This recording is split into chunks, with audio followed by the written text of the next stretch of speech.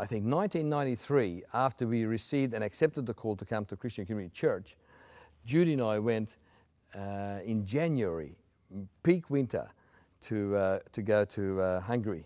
And it's at that point we started talking about the Bible College. 1993, the Bible College began, and as a church here, we sponsored the Bible College, which even today is running very well. In fact, I think they told me this year that they've had over 200 people go through the Bible College. The notes that Ernest, the theologian who wrote the program, he actually did this, the whole curriculum, and it's not only used Hungary-wide, it's already gone to America for the Hungarian-speaking people in America. So that's been a real highlight. They talk about us all the time, not just us, but they talk about it, Christian Community Church, that sponsored the material for the Bible College and the ongoing work that they've done. So they actually see this Bible College as the forerunner, because up until now they've had nothing like that.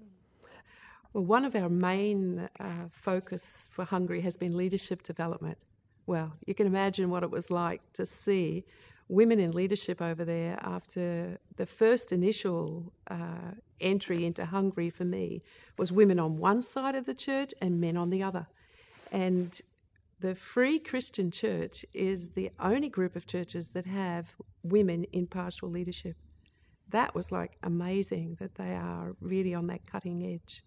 And to see the women forging ahead and achieving great things for the kingdom was wonderful. To see a young pastor, a female pastor of some 36 years, just being placed into a church, and her husband's a business leader, and it was just amazing. She's got a team around her, and that was like unheard of some years ago. And she's doing a great job, and they're reaching out. That was another thing. They had a similar spirit to the Life Reach projects, and thinking all the time how they can get into their community. Okay, well, I think for me the highlight was the incredible change that has taken place. This year we went to the church in Uska, which is right on the Ukrainian border, a gypsy church that has already planted another church, and they are so excited with what God has done in them. They're a different kind of breed. I mean, their music is brilliant, and I mean, all the Hungarians love gypsy music, and the way they worship, the way they sing Hillsong songs is totally different to other people singing it, but they love it, and it's just an amazing atmosphere. Another impacting on-the-spot change was one of the pastors had left the conference, the leaders' conference, and said how touched he was, went home and instated a youth leader into his church.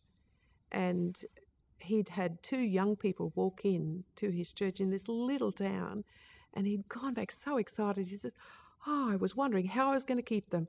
And so some of these structures that are so simple for us and come so naturally, they actually have to be instructed and actually hear about it and see how they can apply it. So that was pretty exciting. Yeah. Things we take for granted here. It's amazing how new and fresh it is over there. It's just a wonderful thing to see. So thank the church, thank you church for praying for us. It's really been an amazing testimony of God's grace. And we want to just ask you to continue to pray, not just for the church in Hungary, but all the different changes that are taking place as a result of our last trip. So thank you, and keep praying for them.